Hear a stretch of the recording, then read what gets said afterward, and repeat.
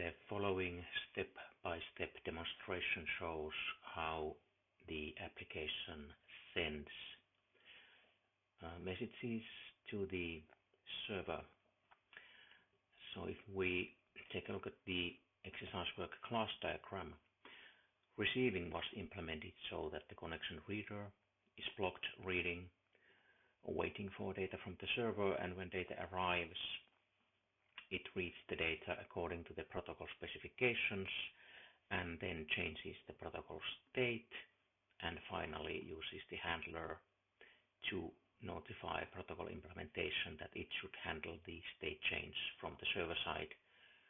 In that case, the protocol implementation run is called, which handles the state change, and then finally notifies the listener, which is the model, that now it should notify all the observers about the state change, tapping fragment, control fragment, possible audio signaler, Morse code, translator, etc.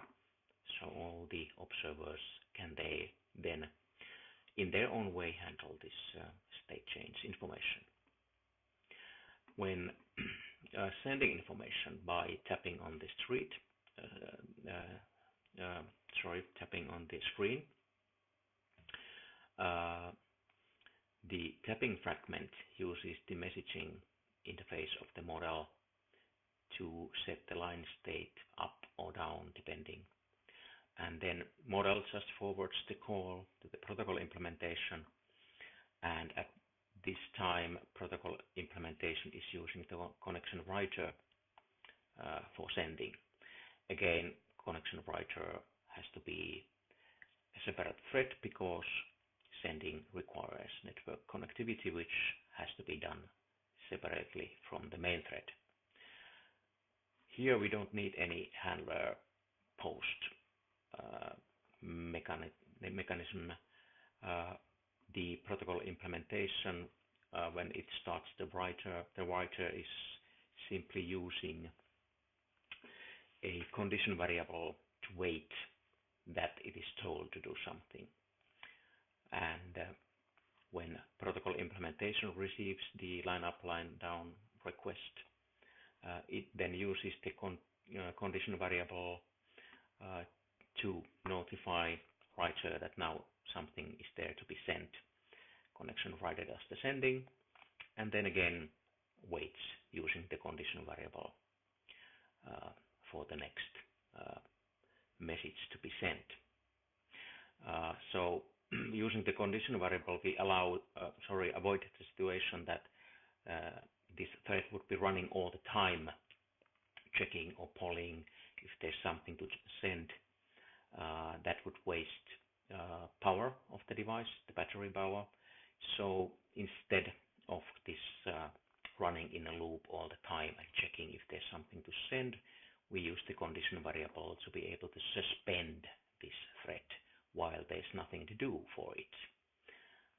So when the thread is suspended, it doesn't require any processor cycles, and that saves the power on the device.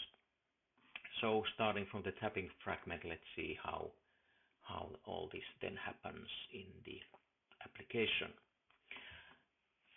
Here on the tapping fragment, I have the touch listener on touch method implemented, and when user is tapping on the lamp image view,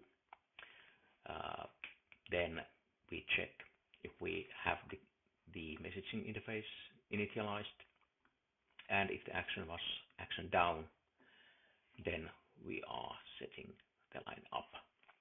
We can also here change the small bubble in the upper left corner of the screen to indicate that the user has now set the line down. And if the motion event was action up or cancel, then we set the line down. And again, update the user interface here. So I have breakpoints here, and we can then start to see what is actually then happening when the user does all this.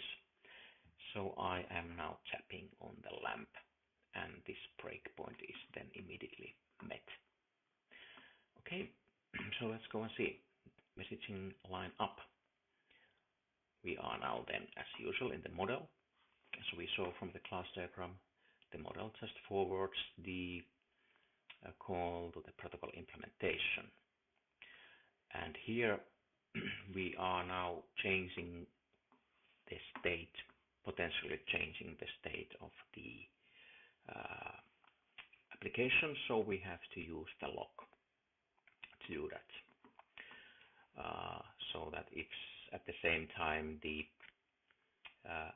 connection reader would try to change the state, these two changes wouldn't mess up each other. So we use the lock to handle that situation. Then we check that is the line already up by the user, because then obviously we shouldn't put it up again. So we check that one. No, the line is not up by the user. And then we check if the current state is line down or line up. The state obviously can be line down, but why also we allow it to be line up? Well, the server might have set the line up previously, and it's still okay, of course, for the user also to set the line up. So both situations are quite valid. So we set the line up, then we are sending the lineup message to the server. What is that lineup message? It's the timestamp and the value of the timestamp is the session initialization time and the difference of that to current time. So this is again following the protocol specifications. You can read it from there. That is the lineup timestamp value. If you send something that is not valid as a timestamp, server will disconnect your client because you are not following the protocol. Okay, then we use this local variable to store this value to be sent. Why? Sorry, local variable, it's the member variable of this protocol implementation. Why does it have to be there in the member variable? Because the sending is actually done by the writer thread, and it has to have access to this local variable when it starts to send the information. So we store it there. And next, what we do is we enable the writer thread to operate. We open the condition for the writer to continue. If we go and see the writer class implementation here, connection writer, it has also already been started when the connection was made to the server. Here it calls condition block, meaning that when that condition is not open, as it initially is not open, this thread immediately blocks here and is suspended, as I mentioned when we were looking at the class diagram.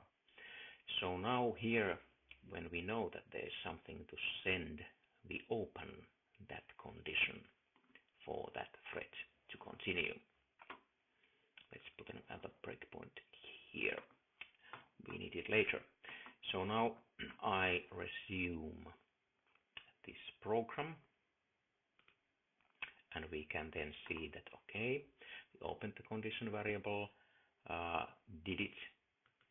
we did it, value was set to true, we did actually change the state of the protocol. Only in that case we tell the listener that something happened, a change in the state happened. If the state would have been already up by the server, we don't let the listener to know any state changes, because actually that never happened. The state did not change. But still we need to send the message to the server. Okay, so now the lock is released and we notify the listener that the line is now up. The tapping fragment, for example, then can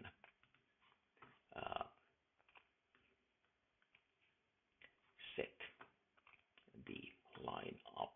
We can put a breakpoint here to see actually happen. Again, we resume. What happens next is that the tapping fragments got that notification.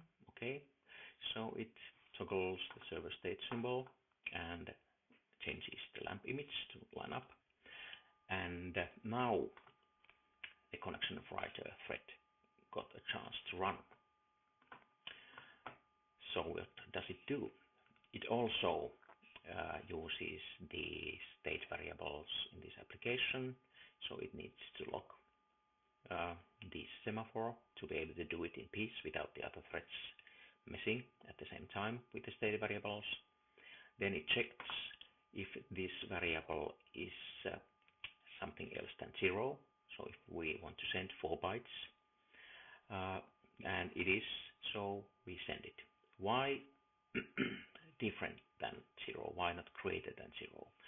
Because we also use the same class for sending frequency changes, and they are negative integers, smaller than 0. So we have to check for not equal than 0 to be able to send both negative and positive integers. Then we go and send. Okay, so we just allocate the byte buffer, put that integer there in the byte buffer, get it out as a byte buff, write it to the stream, out to the socket, flush it so that it is sent immediately, not buffered by the socket implementation on Android. And then we have sent the integer, so now we set it to 0. We don't want to continue sending that same number again and again. Then we close the condition variable, so when the loop comes here, we again block execution here, unless of course the protocol hasn't already there indicated that we should again send something. And of course we need to release the lock also, so that other threads can access the state variables. Okay, so now the call is blocked here.